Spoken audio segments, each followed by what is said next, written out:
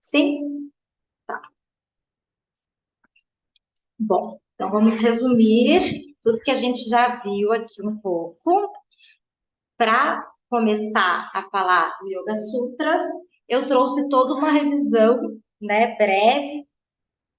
Nas outras aulas a gente fez mais profundo, mas hoje vai ser mais breve, sobre o yoga, tá? Então, a introdução ao yoga. O yoga deriva da palavra yugi, que significa unir ou ligar.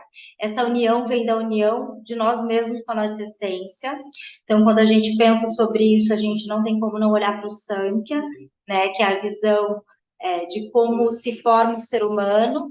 Eu tenho Prakriti e Purusha, matéria e essência, e essa matéria com essa essência, elas se ligam e elas vão dar a formação do ser humano por completo.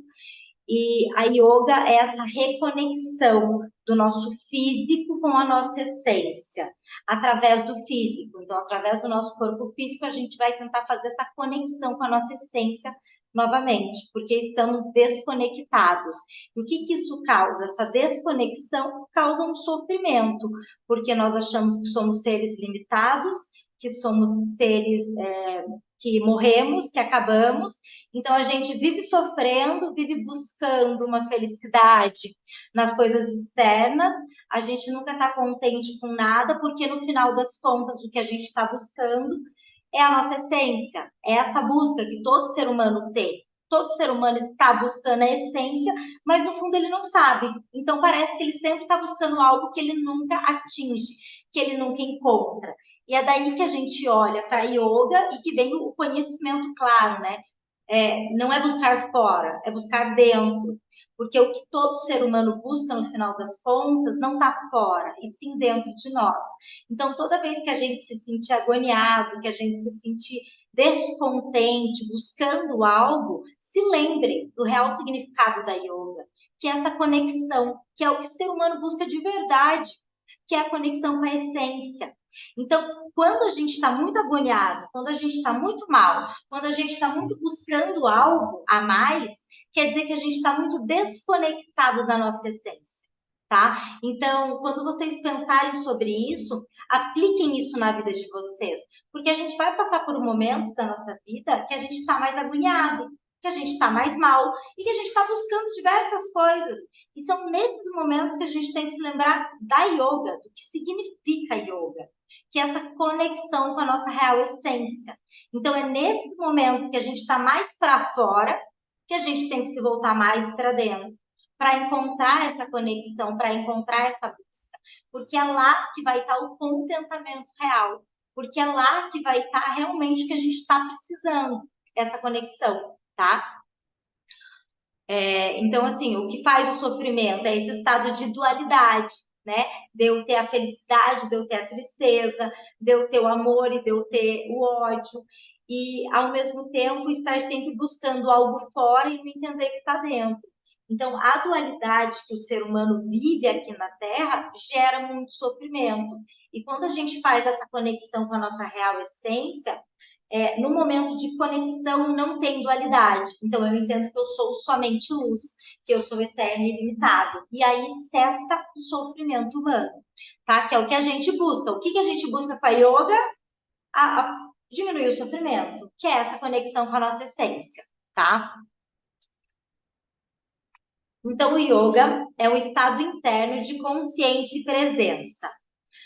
Vamos dar algumas definições do yoga em textos clássicos. No Yoga Sutras 1.2, Yoga Chitra Vitra Nirodha. Yoga é a pausa das funções mentais, dos vitris. Mas o que são esses vitris, né? Hoje a gente vai entrar mais a fundo neles. Eles não são só esses pensamentos que a gente vê, entre aspas, passando no nosso mapa dos pensamentos. Não, eles são tudo aquilo que está no inconsciente. Então, são os meus hábitos, os meus condicionamentos, o que eu trago de outras gerações, o que eu trago da barriga da minha mãe. Tudo isso são esses vitres que não me deixam ser a minha real essência. Então, no momento que eu acho que eu sou livre, na verdade, eu estou repetindo padrões inconscientes. E o estado de yoga é quando eu paro de repetir esses padrões, quando eu consigo cessar isso que, na verdade, eu não sou, e eu estou repetindo um piloto automático, e consigo entender que eu sou um ser ilimitado e eu posso ser o que eu quiser na minha vida, na verdade. Mas eu só consigo perceber essa liberdade do ser quando eu consigo romper com esses padrões, tá? Yoga é isso. Era o que eu estava falando nas outras aulas. A partir do ponto que eu comecei a estudar a neurociência, o Yoga Sutras fez mais sentido ainda para mim, porque é um link da ciência moderna com a ciência do Yoga Sutras lá de antes de Cristo. E quando você vê, tudo se relaciona. O que Patanjali propõe é a gente quebrar o comportamento, é a gente quebrar o que a gente traz no nosso subconsciente, que vem da barriga da nossa mãe, que é o nosso piloto automático e que vem de outras vidas e outras gerações. O que a neurociência vem falar para a gente? Exatamente a mesma coisa, em termos mais atuais, tá? No Bhagavad Gita, yoga é a habilidade na ação. Por que a habilidade na ação? Porque eu tenho que agir, eu tenho que fazer. Então, assim, eu posso perceber, né, tudo aquilo que eu tenho no meu subconsciente, eu posso perceber os meus hábitos e as minhas tendências, mas qual é a forma de eu modificar isso? Agindo. Se eu não tiver uma ação sobre aquilo que eu estou sentindo, sobre aquilo que eu identifiquei, eu não modifico. Então, lá no Bhagavad Gita já está escrito que yoga é a habilidade na ação. Porque eu primeiro preciso identificar, eu preciso ter o autoconhecimento, mas eu preciso agir para modificar aquilo que está me colocando num piloto automático constante, não me deixa ter uma liberdade real da minha vida, da minha expressão, tá? Nos Upanishads, yoga é definido como alegoriedade. Saiba que o ser é passageiro, o corpo é a carruagem. Isso daqui é muito padrão dentro do yoga, né? Mas é muito legal de se entender dessa forma. O intelecto é o cocheiro e a mente são as rédeas, os sentidos, os cavalos. E as estradas por onde passam são os labirintos dos desejos. Então, é muito legal a gente olhar para a gente dessa forma, né? Então, assim, que o ser, nós, a gente é passageiro, a gente é passageiro. Passageiro do quê? Da nossa alma, da nossa mente, né? O nosso corpo, ele é a carruagem que está levando esse ser, essa alma, né? Então, ele é a carruagem, por isso que a gente tem que cuidar tanto do nosso corpo. O intelecto é o cocheiro, é quem está levando essa carruagem. Então, a nossa mente racional, que ela vai pensar para onde que eu vou levar essa carruagem, né? A mente são as rédeas que estão ali segurando esses cavalos. E os cavalos são os sentidos. Por isso, os sentidos eu tenho pratyahara dentro da yoga, que é dominar os meus sentidos. Porque se os meus sentidos que estão voltados para fora, eles são como cavalos indomáveis, eles vão me levar para todos os lados. E para onde que vai minha carruagem? Para qualquer lugar que eu não domino. Por isso que eu tenho que começar dominando os meus sentidos. E dos sentidos eu vou passar a dominar a minha mente, o meu intelecto, para conseguir dominar realmente a minha vida, tá? Quando os sentidos estão imóveis, quando a mente está em repouso, quando o intelecto não treme, esse é o estado mais elevado de yoga, tá? Então é quando a gente está no estado de yoga e não está mais vivendo a ilusão de viver no piloto automático. Quando eu vou falar de meditação moderna, vamos dizer assim, de mindfulness, que é o estado de atenção plena o tempo inteiro, essa é a ideia. É eu viver em estado de yoga, é eu viver em estado de atenção plena. Porque quando eu me coloco no estado de atenção plena, eu não estou vivendo os meus hábitos e os meus comportamentos, eu percebo eles antes de eu agir. Então, é a ideia de eu não reagir sobre uma situação que acontece na minha vida, e sim de eu não agir sobre uma situação, eu não reagir sobre uma situação que acontece na minha vida, e sim eu ter a escolha de agir. Eu vou agir sobre algo que acontece e não reagir, tá? Dessa forma, é quando eu estou no estado de yoga, quando eu estou no estado de consciência, que na maior parte do momento eu estou só reagindo com as coisas que já aconteceram e como é a minha expressão. Então, por exemplo, alguém chega e me aponta o dedo, eu tenho uma reação. Eu só ajo de uma forma padrão de sempre. Quando eu começo a estar mais consciente, Eu percebo que alguém me apontou o dedo. Eu tenho aquele pensamento de agir daquela forma, mas eu controlo os meus sentidos e eu tenho uma ação da forma que eu quero, tá? E dessa forma que eu começo a moldar e mudar a minha vida, sabe? Quando a gente vai falar de criação da realidade, é dessa forma que eu crio a minha realidade, percebendo os meus padrões inconscientes, tornando consciente e tendo ação sobre eles, não vivendo um piloto automático, tá? Por isso que o yoga, né, é ação, é a gente agir realmente sobre aquilo que a gente cria uma percepção, tá? Então é uma percepção onde eu vou ter que fazer uma ação para modificar. Então, a origem do yoga, ele vem da tradição védica, a sua base está nos 4 Vedas, e ele faz parte dos Sati Darshanas, que são as escolas filosóficas que tem dentro da Índia, tá? Que é Nyaya, Vaiseshikaya, Sankhya, Purva Mimamsa, Vedanta e Yoga, tá? São as escolas filosóficas, todas elas explicam o porquê estamos aqui, como viemos para cá e para onde vamos. Essa é a ideia geral das escolas filosóficas. Cada uma explica de uma forma, né? O yoga, em específico, ele explica através da experimentação. Então, eu experimento em mim, eu sinto que aquilo me faz e eu chego numa conclusão através de mim mesmo, tá? O Sankhya, que a gente vai falar um pouquinho mais, é através da enumeração, porque o Sankhya é a base do Ayurveda e do Yoga. Então, eu vou falar um pouquinho mais do Sankhya, tá? O Vedanta também explica pelo estudo. Então, os pontos filosóficos, né? O que eles têm em comum? Eles têm em comum Dharma, que é a missão que todos temos, né? Lembrando que Dharma, ele não precisa ser um Dharma, ele pode ser vários. Então, por exemplo, aqui todas nós temos o Dharma de ser professoras de yoga. Então, o que eu tenho que fazer com o meu Dharma? Eu tenho que dar o melhor dentro do meu Dharma, tá? Quem é mãe? Tem o Dharma de ser mãe. Então, o Dharma, a gente vai ter vários Dharmas ao longo da nossa vida e vai ter uma missão espiritual, vamos dizer assim, tá? Que é um Dharma principal. Mas a gente tem vários Dharmas ao longo da nossa vida. A gente tem o Dharma de ser filha, o Dharma de ser esposa, namorada. São Dharmas que dentro dos nossos Dharmas a gente tem que olhar se eu estou dando o meu melhor, se eu estou cumprindo o meu Dharma dentro daquele Dharma. Entendem? Dentro da minha profissão, seja ela qual for, sei lá, eu sou faxineira. Dentro da minha profissão de faxineira, eu estou cumprindo meu Dharma? Qual que é meu Dharma? Poxa, limpar tudo, deixar tudo bem limpinho, tirar o lixo, cumprir as minhas funções. Eu estou cumprindo com o meu Dharma? Então, a gente tem que entender que os Dharmas na vida são diversos, depende do que a gente está cumprindo como função, depende qual é o nosso estado naquele momento, de filha, de esposa, são dharmas, tá? Que a gente vai ter que estar cumprindo ali da melhor forma possível.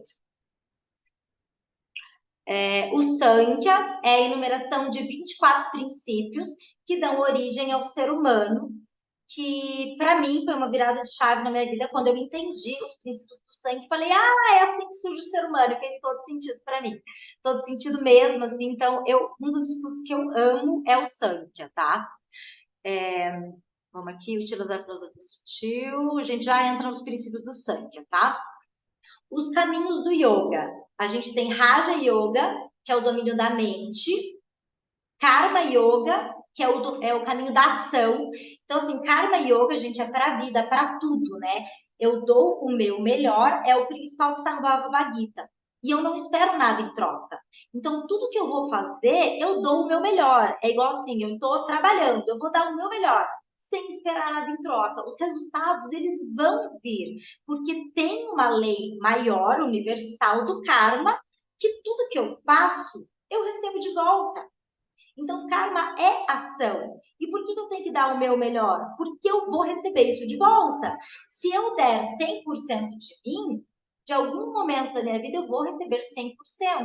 Se eu der 20% de mim, eu vou receber 20%. Então, isso é karma yoga. Dê o seu melhor e não espere colher resultados específicos. Porque quando a gente espera colher resultados específicos, a gente gera sofrimento, porque nem sempre o resultado é imediato, mas o resultado vai vir, tá? Mantra Yoga, que é o yoga dos sons, da vibração, como a gente fez com os sutras hoje, é um yoga muito importante, porque lembra que tudo é vibração? Tudo ao meu redor é vibração? Todas as células do meu corpo estão vibrando. Eu não sou só esse corpo físico, eu tenho um corpo energético, eu tenho um corpo de pensamentos, um corpo de sentimentos, e todos esses corpos são vibração, moléculas ou mais densas ou mais espaçadas. Quando eu coloco um mantra e ele tem uma vibração, o que esse mantra vai fazer com os meus corpos? Ele vai elevar a minha vibração. Então, o mantra yoga é um instrumento de elevação espiritual muito grande, que vocês têm que usar muito. Então, assim, percebeu que baixou a vibração, briguei com o marido, briguei em casa, briguei com o filho, coloca um mantra, porque ele tem uma vibração específica e ele vai elevar a vibração tua e do espaço, tá? O Gayatri Mantra, eu não sei se vocês sabem de cabeça, Om Bhurvuvah Swaha Tatsa Viturvarenyam Bhargo Devasya Dhimahi Joyona Prachodaya. Vocês sabem de cabeça ele? Tá, esse é um mantra que ele serve para trazer luz. Então, por exemplo, experimentem e depois vocês vão me contar, porque eu uso muito. Ele é um mantra que ele tira a sombra e ele traz luz, tá? Então, você está numa situação na tua casa, brigou com o namorado, brigou com o marido e virou aquela vibração baixa.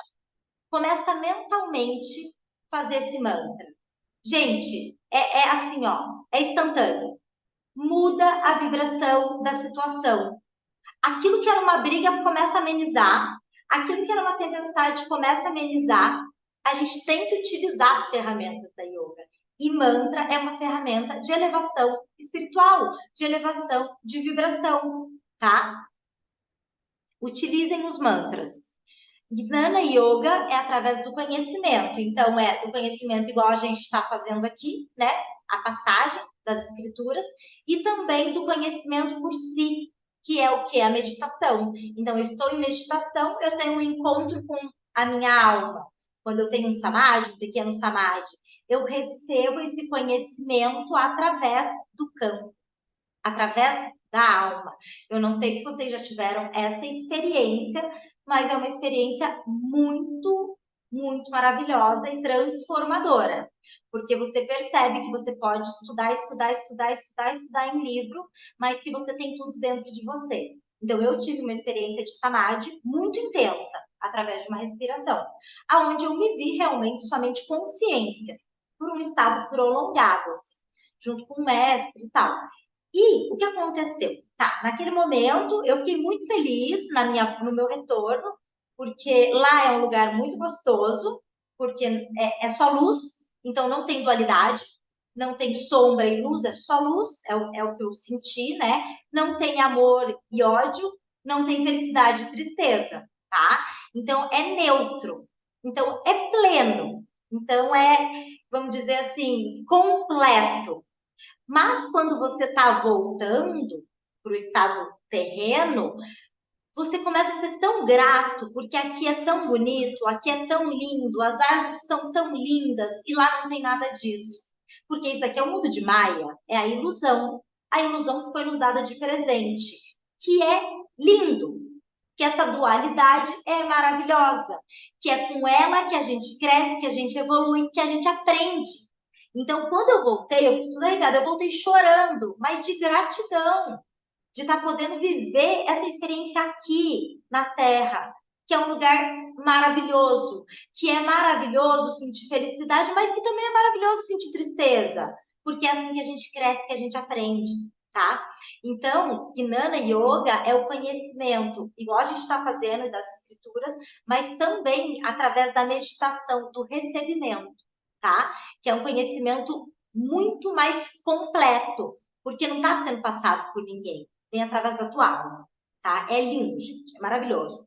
A gente vai trabalhando aqui nos sutras e um dia eu tento fazer uma meditação com vocês, uma respiração para a gente tentar chegar um pouco mais perto disso, tá? Vou ver aqui. O Bhakti Yoga, que é o caminho devocional, então é a entrega, né? Dentro do yoga são os Hare Krishna, mas dizem que é um dos caminhos mais fáceis para a gente encontrar Samadhi. Por quê? Porque a gente precisa ter fé. Então, é a ideia do Karma Yoga, né? Eu faço tudo o meu melhor e eu entrego. Entrego para quem? Entrego para Deus, entrego para o absoluto. Por quê? Porque ele sabe o que é bom para mim. Bhakti Yoga é isso. Você se entrega, você entrega a tua vida, você entrega tudo para Deus, porque ele sabe o que é melhor para você. No caso deles, para Krishna. Né? Mas é a fé que a gente tem que ter na nossa vida. A fé para conseguir realmente esse encontro com a nossa real natureza. E é muito legal. Quem não teve uma experiência Bhakti, tem que ter. Tem que ir no centro Hare Krishna, tem que passar um dia, tem que passar uma noite, porque é muito legal. Você sente a vibração deles e realmente é uma expansão muito grande de consciência, porque eles estão totalmente entregues. Totalmente entregues. É muito legal mesmo, tá? O Hatha Yoga, então, vamos pensar que tudo isso que eu falei veio antes, pensando numa linha do yoga, né? Então, até o Bhakti, o conhecimento era passado de mestre para discípulo, de mestre para discípulo, e somente as altas castas, né, os brahmanes, tinham acesso a esse conhecimento. A partir do Hatha, foram percebendo que tudo que estava na mente também estava no corpo. Então, que eu conseguia trabalhar a minha mente através do corpo. E é o que a gente vê com as práticas físicas. Então, eu estou lá fazendo uma prática física e quando eu me percebo no meio da prática, eu percebi um hábito de comportamento. Eu me deu uma vontade de chorar, eu estou soltando, né, tendências, hábitos, comportamentos dos corpos mais sutis que estão no corpo físico. Porque não tem como eu separar meu corpo físico dos outros corpos. Eles estão unidos. Então, o que eu mexo no físico, mexe nos outros corpos. O que mexe nos outros corpos, mexe no físico também, tá? Então, quando eu tenho lá uma falta de flexibilidade atrás das pernas e eu vou soltando aquilo, aquilo vai soltando também o que está enraizado nos outros corpos. E eles começaram a perceber isso. E aí que o yoga começou a ser mais popularizado e passado para outras castas também, tá? Que é o caminho que a gente faz através do corpo. E daí aí do Hatha, né, vai surgir outras vertentes. Então daí surgiu o Iyengar, surgiu o Ashtanga, surgiu o Hatha Vinyasa e todas as outras linhas físicas que a gente vê hoje em dia. Surgiram do Hatha clássico. Tá? São metodologias do Hatha. O Ashtanga é uma metodologia de Hatha Yoga. O Iyengar é uma metodologia do Hatha Yoga, tá? Yoga Dance é uma metodologia que está dentro do Hatha Yoga também. O Kundalini Yoga já é bem um pouco mais do Tantra, que trabalha mais o corpo sutil, que é a elevação da energia que está na base da nossa coluna a ascender, né, para superior. Então, os yogas da autorrealização é o Karma, o Raja, Gnana Yoga. As características dos sutras.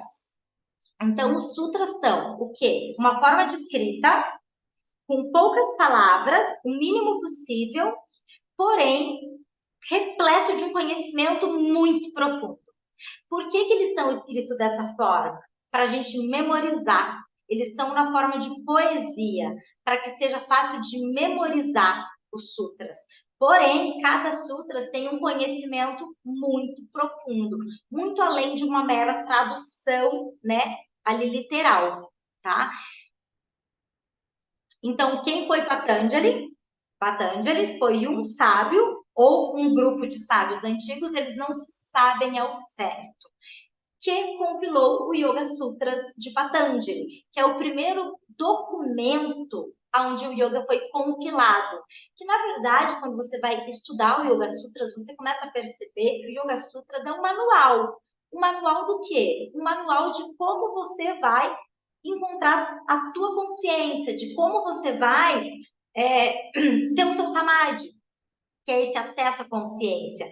E lá nos sutras, mais do que isso, ele vai contar tudo que você vai passar. Então, você vai passar por isso, a tua mente vai te bloquear assim, para isso você vai fazer isso. Olha, você vai viver infelicidades. A infelicidade vai ser algo difícil de superar, mas para infelicidade você vai buscar algo contrário. Então, você vai buscar a felicidade. E tudo isso está lá, é um manual, como se fosse um manual do ser humano, de como a mente funciona relacionada com o corpo e como que a gente vai lidar com cada obstáculo que vai aparecer na nossa vida, tá? Isso é o Yoga Sutra. Ele viveu 500 a 200 anos antes de Cristo. Olha que maravilhoso, né? O Yoga Sutras, ele foi escrito há 500 a 200 anos antes de Cristo. E ele é a neurociência moderna, entende? Tipo assim, é muito legal de ver. Porque conforme você vai estudando e vai linkando, é o que os neurocientistas, eles estão falando, é o que eu estou estudando na minha pós. E Patanjali estava lá escrevendo isso há 500 anos atrás, né? Antes de Cristo. Então, é muito legal ver o quanto é uma coisa tão antiga e tão atual, né? O quanto cada vez mais a gente precisa desse conhecimento. E eles já sabiam disso lá atrás.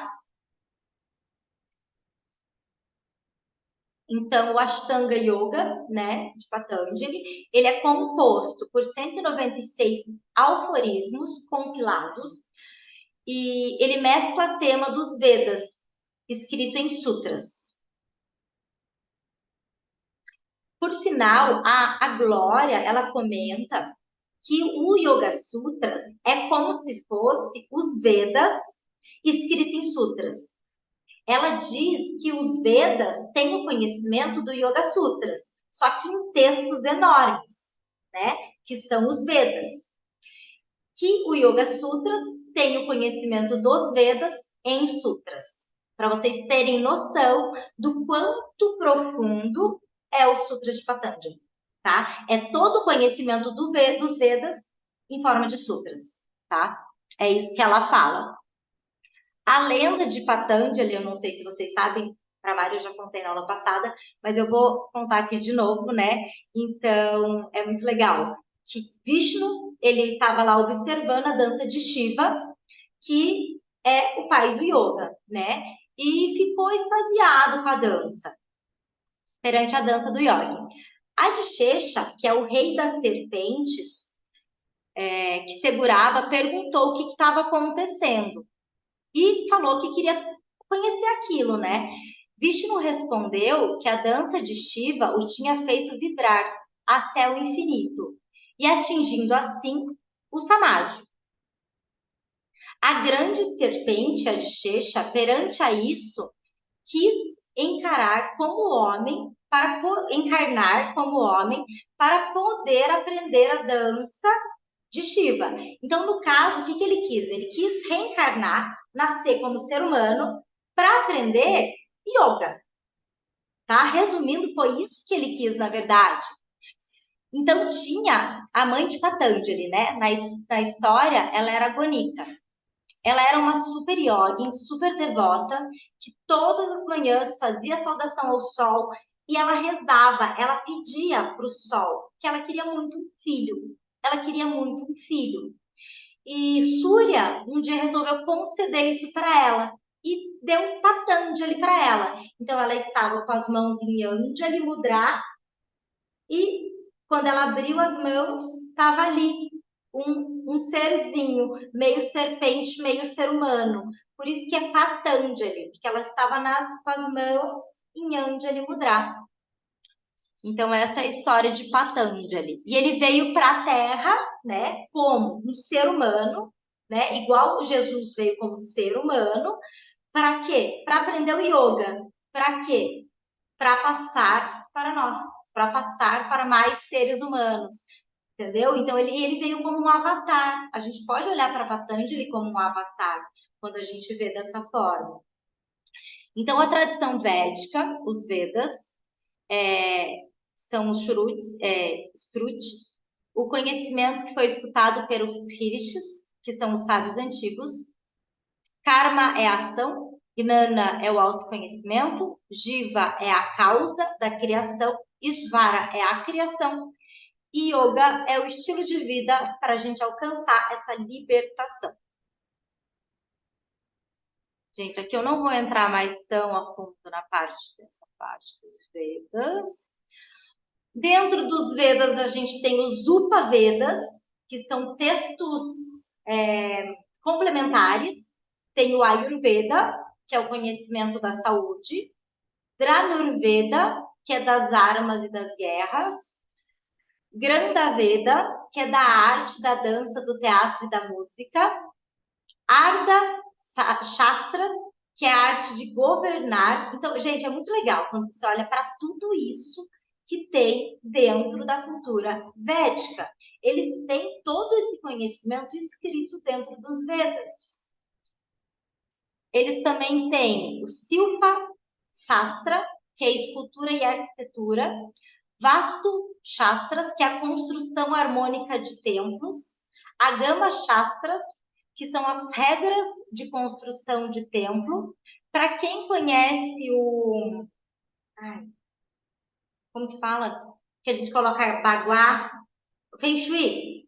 Feng Shui. Eles têm o Feng Shui deles, é o Vastu Shastras. É o Feng Shui deles. Eles ensinam certinho como harmonizar a casa, o que tem que ir em cada canto, o que precisa colocar para harmonizar dinheiro, saúde. É bem legal. É mais complexo do Feng Shui, na verdade. E Kayasya Shastras, que é a poesia. Tá? Então, os Vedas aqui, né, os principais, os 4, Rigveda, Samaveda, Yajurveda e Ardhaveda. Aqui são os Purushastras, que eu já falei para vocês deles, mas que é muito importante a gente falar deles, que a gente não pode esquecer deles na nossa vida, que eles são um conceito de vida e que eu sempre vou repetir eles para vocês, porque é muito importante a gente sempre se relembrar deles. É o desenvolvimento do ser humano na Terra. E ele também está relacionado com os nossos chakras quando a gente olha. Então, o ser humano primeiro vai buscar artha, que é a segurança. A segurança em viver na Terra. Então, é alimento, exercício físico, dinheiro para sobreviver, segurança em viver na Terra, nossos primeiros chakras. Depois que eu tenho segurança, eu não quero mais estar seguro somente. Eu quero sentir prazer em viver. Então, eu vou buscar coisas que me gerem prazer. Eu vou buscar prazeres na minha vida. Mas não é o prazer compulsivo por comprar ou por comer. Não, são hobbies. São coisas que me geram prazer genuíno, prazer de verdade. Vou dançar, vou pintar, vou tocar música. Sentir prazer em viver. O ser humano precisa disso, tá? Depois disso, ele já sente prazer e sente segurança. Então, não tá bom, não tá suficiente ainda. Ele começa a procurar por Dharma, que são valores éticos e morais.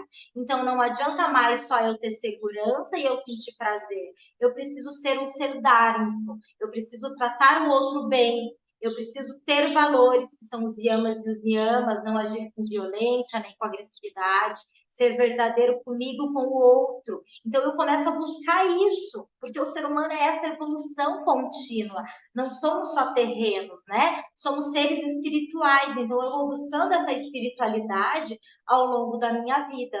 Quando eu consigo valores dármicos, eu percebo que eu preciso de algo mais.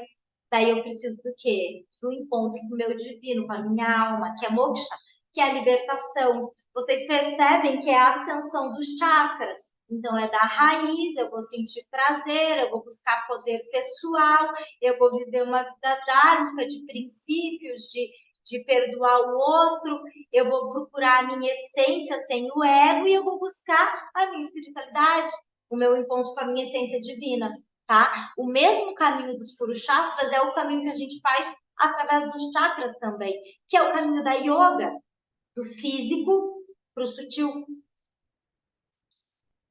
Então, aqui eu não vou falar essa parte. Lá. Para se alcançar o conhecimento, a gente precisa de um estilo de vida de yoga, a gente precisa de renúncia. Então, existem estilos de vida de renúncia, né? Que são aquelas pessoas que renunciam a tudo para só buscar a libertação. E também existe o estilo de vida que você continua na sociedade, que é o nosso caso, tá? Que é para Pravit Varga, e vai buscar a evolução, que vai buscar o caminho de yoga, que na verdade é muito mais difícil, porque é muito mais fácil você se isolar numa montanha e viver meditando e não tem que conviver com ninguém, e daí eu encontro o meu divino muito mais fácil, porque é lógico que é mais fácil dessa forma, do que ter que viver com um filho, com um marido, com pessoas ao meu redor, com pai, com mãe, aceitar que o outro é diferente, né? Então, assim, é muito mais difícil, mas é a vida que a gente leva. Giro, e aí fica tudo bom. Aí quando volta para real, aí Exatamente, é maravilhoso, né? A vida é real. A gente vai para o retiro, cara, tudo se alinha, exato. A mente está plena, você medita o dia inteiro, você faz lá a prática da saúde todo dia. Daí você volta para a realidade, você toma aquele choque e fala: Meu Deus, quero voltar para o retiro. Aí você fala: Não dá, minha realidade é essa, minha vida é essa. Né? Eu tenho que viver a vida real, que é a vida de yoga, que é uma vida muito mais difícil, na verdade. Então, tem um ponto até que diz que é do Guruji, do Patabi Joyce, que ele estudava, né? Estudava com o mestre dele, e ele estava lá praticando, e um dia ele chegou para o mestre dele. E agora? Quando que eu posso começar a ensinar yoga? Daí o mestre dele falou para ele assim: então agora você vai, arranja uma mulher, se casa, arranja um filho, cria uma família e depois você pode começar a ensinar yoga. Porque isso é yoga, né? É a nossa interação com o outro. É a gente conseguir ter essa interação com o outro, que é o mais difícil da vida. E é onde a gente cresce, é onde a gente evolui. São nas relações interpessoais que a gente tem mais crescimento, né? Tá.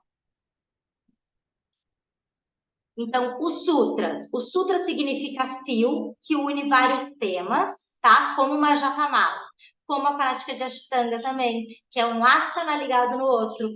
Isso são os sutras, tá?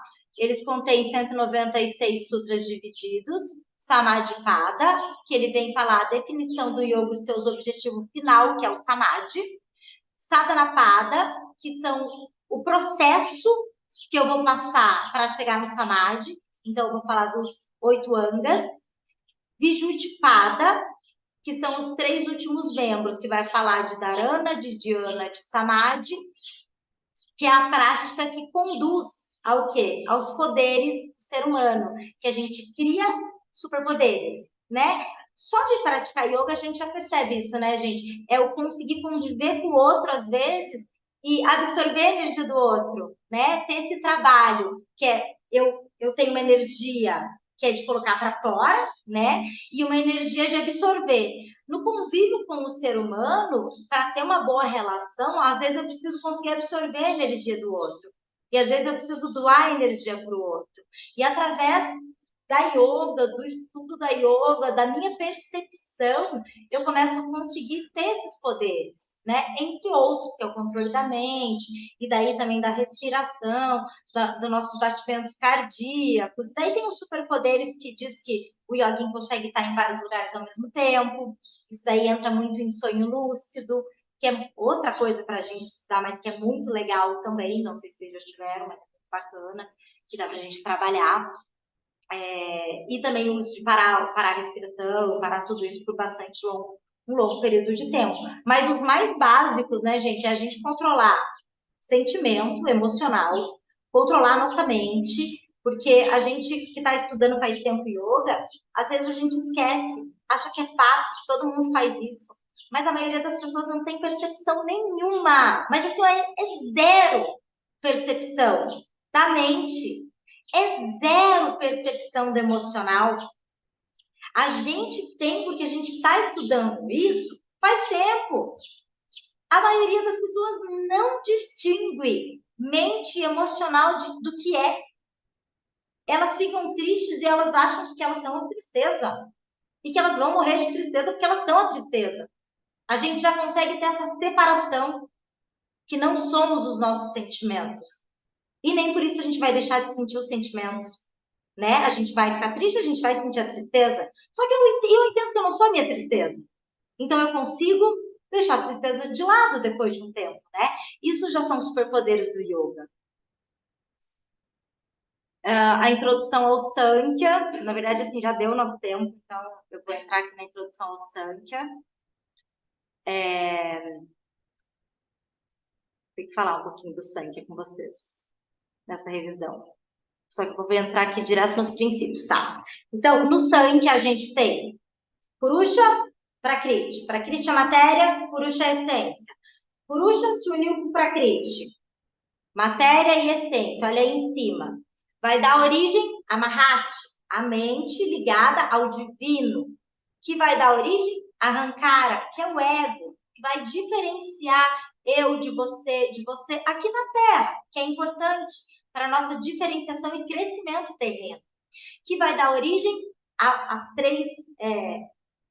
três gunas da mente, né? Tamas, Rajas e Sattva, que vai dar origem aos 5 órgãos dos sentidos e aos 5 órgãos motores e à mente, e que também vai dar sentido aos 5 elementos da natureza e ao som, ao tato, à visão. Então, quando eu olho para isso que está aqui na tela, eu me enxergo perfeitamente. Então, eu percebo que eu sou tudo isso, que eu tenho uma mente, que eu tenho os órgãos dos sentidos. Os meus órgãos dos sentidos, eles estão captando tudo que está ao meu redor, estão trazendo para dentro. Essa mente consciente está decodificando tudo que meus órgãos dos sentidos trouxeram para dentro. O meu ego está avaliando tudo que minha mente processou e que vai estar levando para a minha parte mais divina. Então, vocês percebem que a forma que eu absorvo o mundo através dos órgãos dos sentidos, quanto mais eu tiver ali com pensamentos, tiver com mais crenças limitantes, tudo aquilo que vem enraizado, preso, ele vai passando e vai sendo modificado. E o que eu estou vendo não chega com aquela visão real do que é. Então, é por isso que o meu mundo é diferente do teu e do teu. E cada um tem um mundo diferente, cada um vê a vida de uma forma. Porque é a forma que eu absorvo isso e depois como a mente ela vai decodificando isso para cada um. Então, eu posso olhar para uma flor e eu vou ver essa flor de uma forma e eu vou colher ela internamente de uma forma e cada pessoa vai ter uma visão diferente, porque são os filtros que cada um tem interno, tá? Quando a gente olha para o sangue, a gente olha muito para a visão de que Purusha e Prakriti, né? Purusha é uma luz e é uma luz muito forte. Então eu tenho essa luz e essa luz agora ela tá toda suja, toda suja, toda suja, suja, suja. Então essa luz que está lá dentro, ela não se expressa através do vidro da luz suja. Conforme eu vou limpando essa luz com a yoga, com a Ayurveda, a luz de Purusha começa a se expressar através de mim. Então, a yoga, a Ayurveda, ela vai fazer isso, vai limpar essa lâmpada para que Purusha possa se expressar muito mais através do que eu sou, tá? A minha real natureza. Que é isso aqui, ó. Através do conhecimento, o imperecível chamado Purusha, que é real, é alcançado yoga. É auxiliar para o conhecimento. Como alcançar Samadhi? Vedanta, o conhecimento, Yoga, o estilo de vida, Ayurveda, a alimentação e o cuidado com o nosso corpo, porque eu entendo que tudo está conectado, tudo está ligado, tá? Então, os meios de libertação que eu tenho são Mukta Sadhana, que é o meio direto do conhecimento, Arvatara Sadhana, que é o meio indireto, que é a compreensão, igual a gente está fazendo aqui, e o yoga vai preparar a gente para receber esse conhecimento. Quem passa as tradições espirituais na Índia são os sadhus ou os sawamis. Deixa eu ver aqui.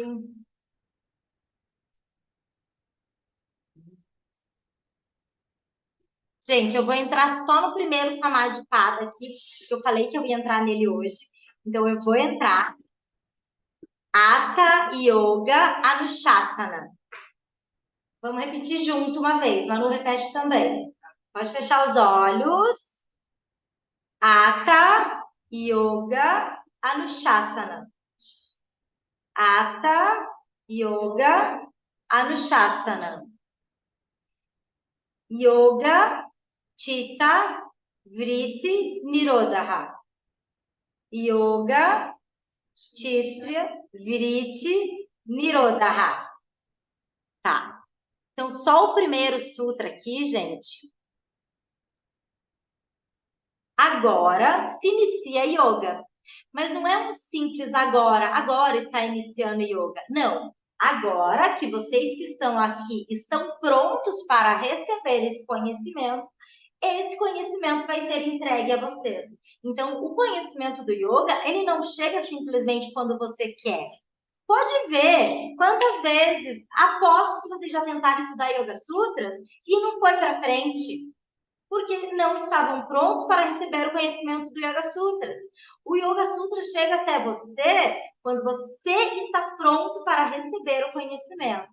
Então, agora, aqui está o conhecimento da Yoga. Então, agora você está pronto para receber esse conhecimento da Yoga, tá? Então, agora se inicia o Yoga.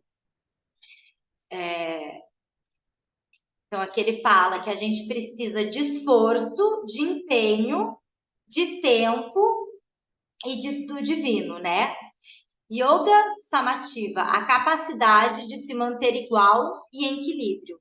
Yoga é a dissociação da associação com o sofrimento, tá? Então, a gente vive sofrendo, né? O que a gente quer com o yoga é parar de sofrer. Então, a gente tem que se desassociar do sofrimento. Como? Através da conexão com a nossa essência. Entendendo que somos eternos e ilimitados. E daí aqui, só para finalizar, Yoga Chitraviti Nirodha. Yoga é a causa das funções mentais. Yoga é a causa dos condicionamentos que temos na nossa mente. Não é simplesmente quando eu paro para meditar e falo, tá bom, eu tô vendo os pensamentos, esse não, esse não, esse não. Não é isso que é yoga. Yoga é a percepção que eu tenho de tudo que está no meu inconsciente e eu torno aquilo consciente e eu começo a modificar esses padrões. Esse é o real estado de yoga. É tornar consciente o que estava inconsciente e começar a modificar. É o estado de presença, real presença, tá? Gente, namastê. Segunda-feira que vem a gente continua, tá? Eu vou voltar no Sutra 1 e 2 na segunda-feira que vem, e depois a gente continua, mas o resumão do passado agora vai ficar gravado aí para quem quiser assistir, tá bom? Namastê, então. Gratidão, Carol. Gratidão. Namastê. A aula é do outro? Não, pode ficar aqui não. mesmo. Eu vou só parar a gravação, mas pode ficar aqui. Si, não quer fazer aula, Si? Não consigo, Carol. Tá ruim hoje. Então tá bom. Tô com bastante dor, bem pontual. Tá. Então Boa respeita. aula pra você. Mas, ó, Si, faz um relaxamento agora, viu? Depois do Yoga Sutras. Porque daí você Eu absorve o vou conhecimento. fazer isso e vou fazer um alongamentozinho bem levezinho. Isso. Então tá bom, então. Beijo, até segunda que Boa vem. aula. Até.